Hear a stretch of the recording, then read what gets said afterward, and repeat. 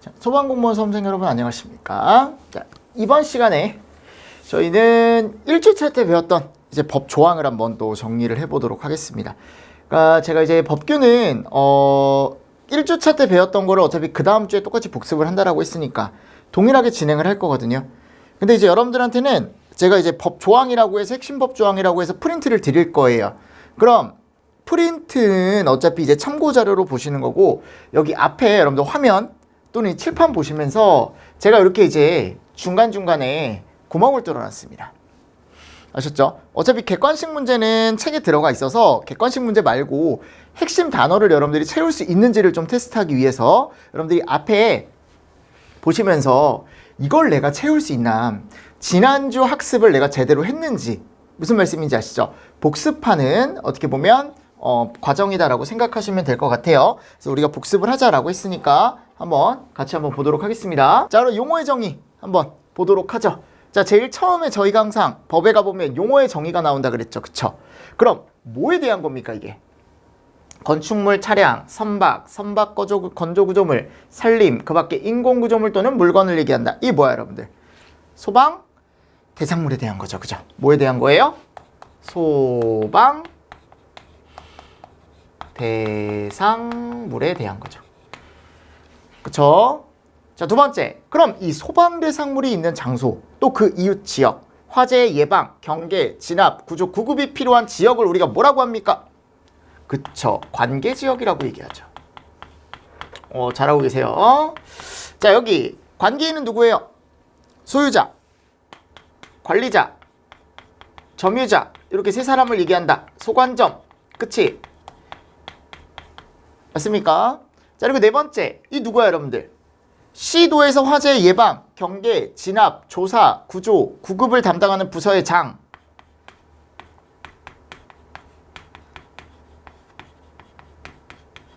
그쵸? 소방 본부장을 얘기하는 거죠. 맞습니까? 자, 다섯 번째 한번 보겠습니다. 자, 다음 이제 소방대예요.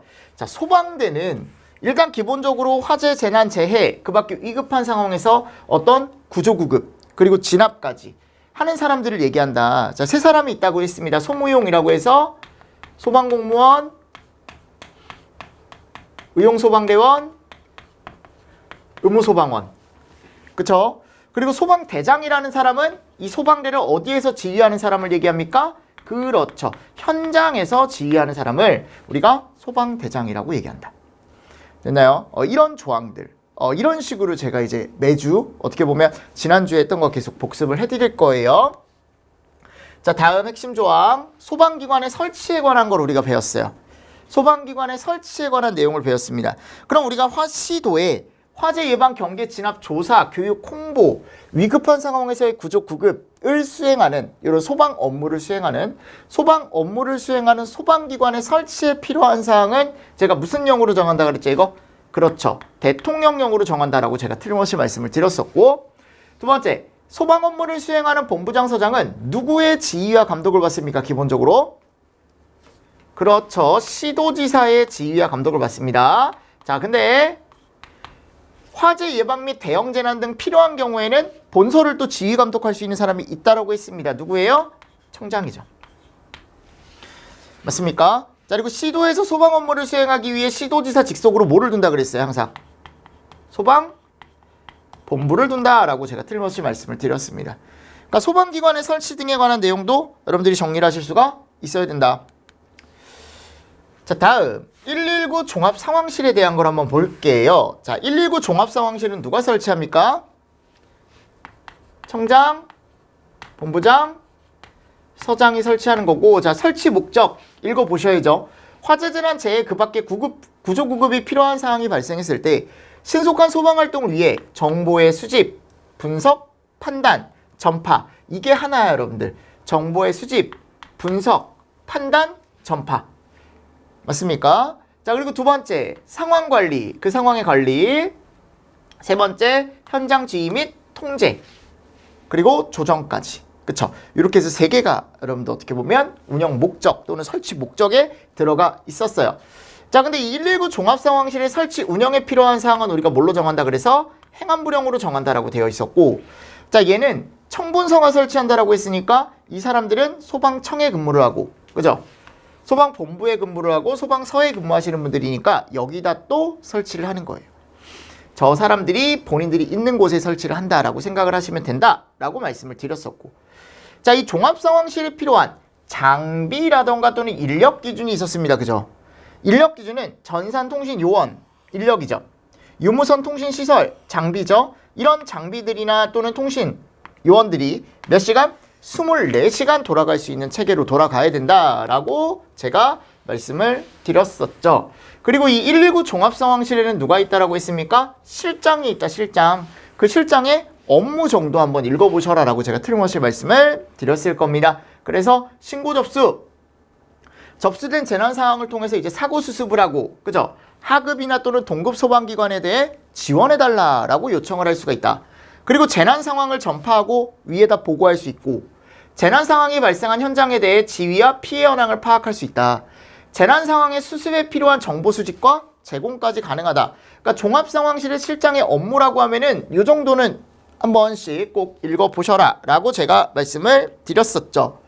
자, 근데 어차피 시험 문제 많이 나오는 건 이거다. 상부에 즉시 보고를 해야 되는 재난보다는 일단 화재 쪽으로 보자. 그래서 화재를 정리를 하실 건데, 이 화재가 났을 때 어떻게 서면이나 또는 팩스나 또는 컴퓨터 통신으로 제가 위쪽에 이제 보고를 한다라고 틀림없이 말씀을 드렸습니다. 그래서 화재가 났는데 사망이 5인, 10인, 그쵸? 이재민 50, 이재민 100, 그리고 재산 피해액이 얼마예요? 50억 원이다 라고 제가 틀림없이 말씀을 드렸습니다. 그래서 망상에 빠진 이재민 씨 재산 뭐 이런 식으로 해서 이제 외우시면 되는데, 자, 여기 갔을 때 이제 숫자 채우실 수 있어야 되고요. 그리고 국가시설이라던가 또는 지하 맞아요. 그리고 관광호텔 층수 몇 층 이상? 11층. 관광호텔이나 층수 11층. 그쵸? 지하자 무조건 들어가 있었고, 제조소득 몇 배였죠? 이거 3,000배였죠. 오, 알고 있어요, 여러분들. 잘하고 있습니다. 자, 5층에 30실, 병상 5층에 30개. 맞습니까? 자, 정신병원, 한방병원 여기가 지금 다 병상 30개 기준으로 들어가 있는 거고, 자, 중요한 게 또 여기가 보면 공장이 있는데 요 공장이 15,000. 그쵸? 연면적이 15,000이었고, 그리고 여기 갔을 때 선박이 있습니다. 선박. 근데 이거 항구의 메어둔이에요. 메어둔 선박이 몇 톤 이상일 때? 1,000톤 이상일 때. 그쵸? 그리고 항공기라던가 발전소, 변전소에서 발생한 화재, 가스 및 화해응급 폭발, 다중이용업소에서 발생한 화재. 자, 이런 화재가 났을 때 우리는 상부에 어떻게 해야 된다? 즉시 보고를 해야 된다라고 말씀을 드렸고, 근데 이제 대부분 시험 문제는 숫자 중심으로 정리를 잘 해주시면 훨씬 더 도움이 된다라고 말씀을 드렸어요. 자, 여기 119 종합상황실에 대한 내용입니다. 자, 다음 소방박물관과 소방체험관이라는 게 있습니다. 그죠? 자, 소방박물관은 누가? 청장이. 자, 소방체험관은 누가? 시도지사가. 맞습니까? 설립 및 운영을 한다라고 되어 있습니다. 그러면 이 각각 청장이나 청장이나 시도지사가 내가 박물관이나 체험관을 여러분들 한다 그랬잖아요. 설립 및 운영을 하는데 여기에 필요한 사항이 어디에 정해져 있냐면 항상 행안부령에 정해져 있다. 두 개 다. 자, 소방박물관에는 박물관장 1인과 부관장 1인과 박물관장은 또 청장이 임명을 하되 위원이 있어요. 운영위원회 위원이 몇 명? 7명이다. 요 정도 일단 보셔라 라고 제가 틀림없이 말씀을 드렸을 겁니다. 자, 다음 종합계획과 세부계획에 대한 게 나오죠. 그러면 소방기본법상의 종합계획은 누가 수립한다? 일단 청장이 수립을 합니다.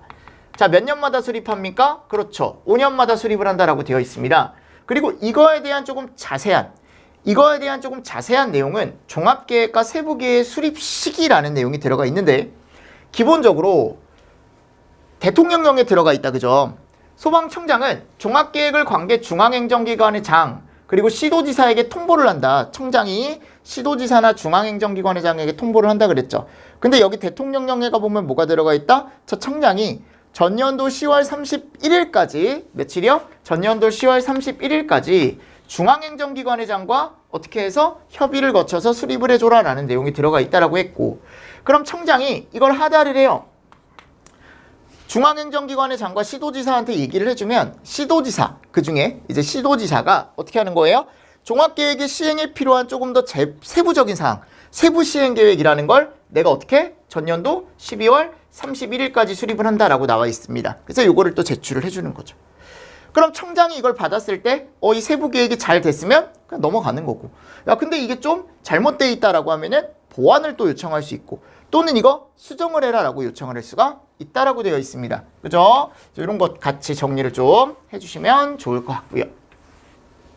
자, 다음 이제 소방력의 기준이라는 게 있습니다. 자, 소방력이라는 건 우리가 소방 활동을 할 때 필요한 인력이나 장비를 우리가 소방력이라고 얘기한다 그랬죠. 그럼 소방력에 대한 기준을 우리가 어디서 정하냐면 행안부령으로 돼. 행안부령. 그럼 이렇게 소방력의 기준에 따라 관할 구역의 어떤 소방력을 확충하기 위해 필요한 계획을 수립하여 시행하는 사람이 있습니다. 이게 누구야, 여러분들? 시도지사죠. 누구요? 시도지사죠. 그죠? 됐습니까? 자, 그리고 소방용수시설에 대한 설치 기준 많이 나왔다. 그럼 소방용수시설의 종류에는 우리가 기본적으로 뭐가 있다? 소화전이 있고, 그쵸? 급수탑이 있습니다. 급수탑이 있어요. 그리고 저수조가 있죠. 근데 이 소방용수시설에 대한 설치와 유지 관리는 누가 합니까? 시도지사가 기본적으로 하죠. 근데 이제 소화전 같은 경우는 일반 수도업자가 설치하는 경우가 있다 그랬어요. 그러니까 일반 수도업자가 설치했을 땐 관할 소방 서장한테 미리 뭐를 받아야 돼요? 협의를, 그러니까 어떻게 보면 허락을 받아야 되는 거죠. 그래서 설치를 해라라고 한다면 일반 수도업자가 소화전을 설치했을 때 후에 유지 관리는 누가 한다? 일반 수도업자가 한다라고 제가 틀림없이 말씀드렸습니다. 자, 소방용수표지라던가 또는 소방용수시설에 대한 설치 기준은 다 어디 나와 있어요? 행안부령에 나와 있습니다. 다 행안부령이에요, 이제. 설치 기준에. 그럼 지금 갔을 때 지하에 설치한 소방용수 표지는 맨홀 뚜껑을 해줘라. 그죠? 648이다라고 제가 말씀을 드렸고, 이게 밀리미터예요. 됐나요? 그리고 표시를 소화전 주정차 금지, 저수조 주정차 금지. 그쵸? 자, 그리고 겉에다가 노란색 반사도료로 동그랗게 이렇게 이제 겉에 칠해줘라라고 되어 있는데, 이게 폭 몇 cm? 그렇지. 15cm의 선을 둘레에 설치를 꼭 해줘라라고 나와 있습니다. 자, 다음. 지상에 설치하는 소방용수 표지에서는 뭐를 알아야 된다? 우리는 색깔을 알아야 된다. 그래서 안쪽 문자. 요게 무슨 색?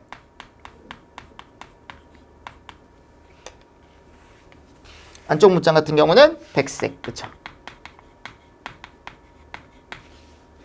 무슨 말씀인지 아시겠죠? 그리고 바깥쪽 문자가 있습니다. 바깥쪽 문자가 노란색. 이 다시 해도 되나요, 여기? 네네. 비고. 네. 비고부터? 네. 네. 자, 지상에 설치하는 소방용수 표지의 색깔을 제가 알고 있어야 된다 그랬죠? 그쵸? 안쪽 문자는 흰색. 바깥쪽 문자는 노란색.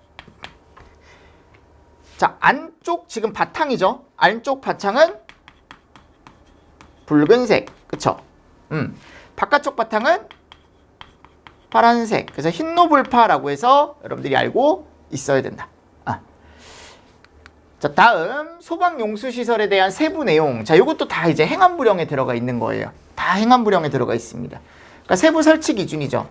자, 그러면 소화전, 급수탑, 저수조는 내가 공통 기준이 있다 그랬어요. 주거, 상업, 공업 지역에는 수평거리 몇 메타마다.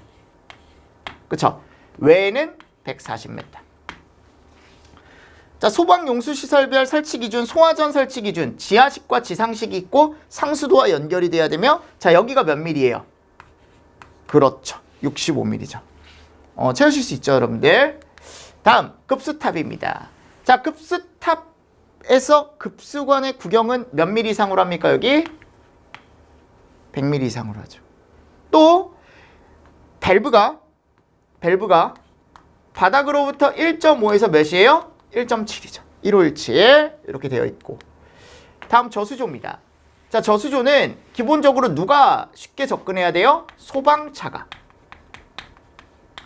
쉽게 접근할 수 있는 곳에 설치를 해줘야 되고, 자, 여기 이제 투입구라는 곳이 있는데, 이 투입구가 한 변 길이와 지름, 한 변은 이제 투입구가 사각형일 경우고 지름은 당연히 투입구가 원형일 경우고, 그쵸? 자, 요게 몇 cm 이상이다?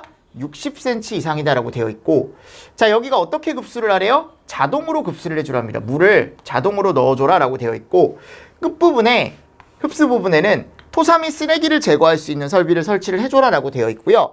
낙차와 수심, 그쵸? 낙차가 4.5, 유효수심이 0.5, 그쵸? 이하, 이상 이런 식으로 되어 있다라고 했죠.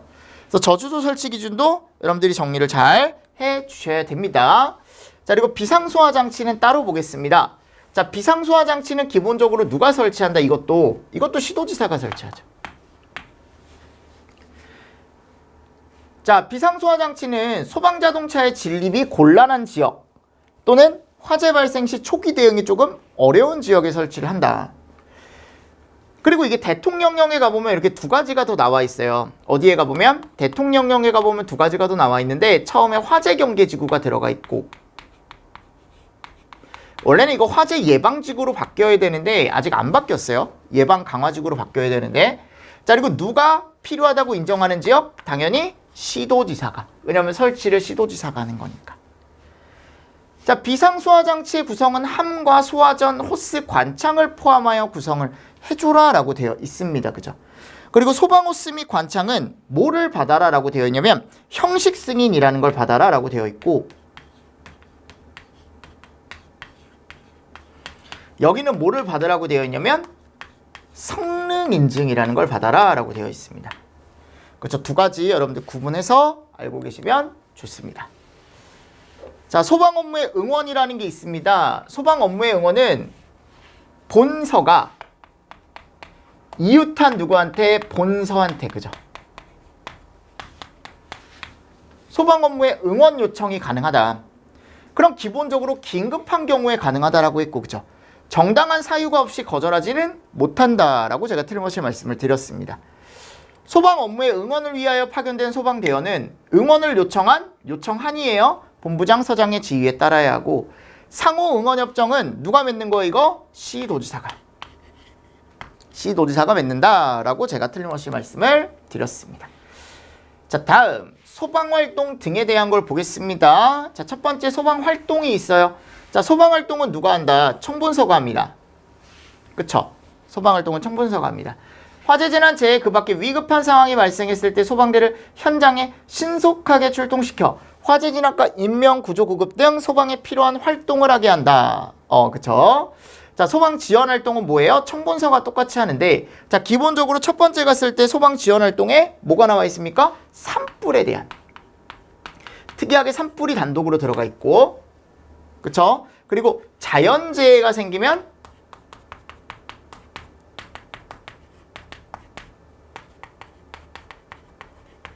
이런 것들 한다 그랬죠. 그죠?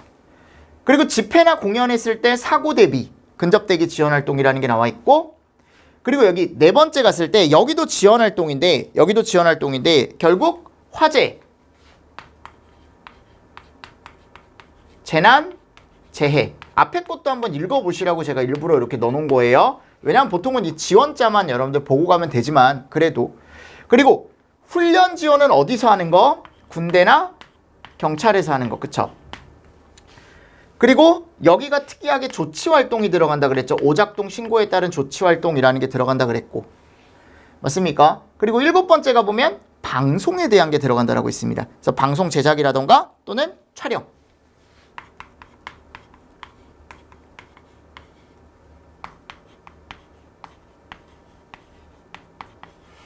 맞죠? 그래서 이런 내용들이 들어가 있었습니다.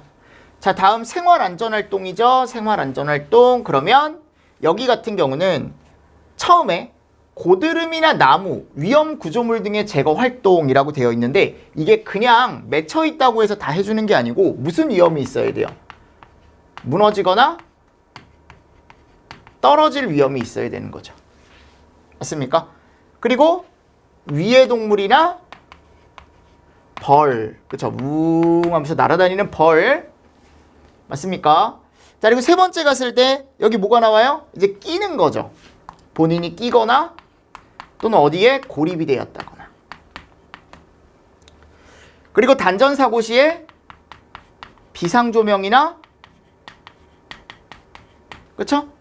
또는 이제 뭘 해주는 거야, 여러분들? 전원을 공급을 해주는 거죠. 그러니까 비상전원이나 조명의 공급. 두 가지를 전원이나 법규 그대로 쓰겠습니다. 조명의 공급. 그쵸? 왜냐하면 불이 안 들어오니까 밝혀주는 거죠. 자, 다음 소방교육훈련이라고 나와 있습니다. 소방대원에 대한 교육훈련을 실시하는 사람은 누구예요?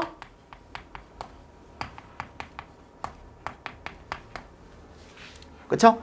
그리고 소방대원에게 실시할 교육훈련의 종류에는 행안부령에 나와 있는 내용이 있는데 이렇게 하나, 둘, 셋, 넷, 5개가 있다. 자, 요거 무슨 교육입니까? 요거 화재 진압 업무를 담당하는 공무원이 받는 교육훈련이에요. 그럼 얘가 뭐야 이제? 화재 진압훈련이 되겠죠. 두 번째가 인명 구조훈련이 되는 거고, 세 번째가 응급 처치훈련이 되는 거고, 맞습니까? 그리고 네 번째가 뭐예요? 인명 대피훈련이 되는 거고,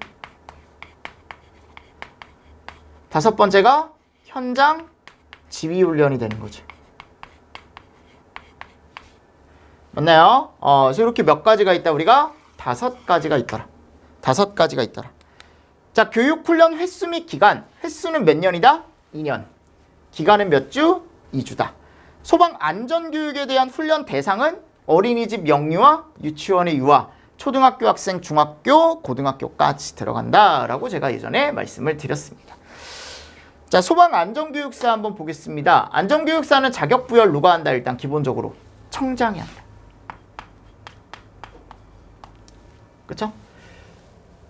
자, 안전교육사라는 사람은 소방안전구역의 기획을 하고 진행을 하고 분석을 하고 평가를 하고 마지막에 갔을 때 뭐를 한다? 교수를 한다. 교수. 가르쳐준다라는 거죠. 자, 결격사유는 피성년 후견인. 그쵸? 그리고 집행이 면제된 날로부터 몇 년이 지나지 아니한 사람? 2년.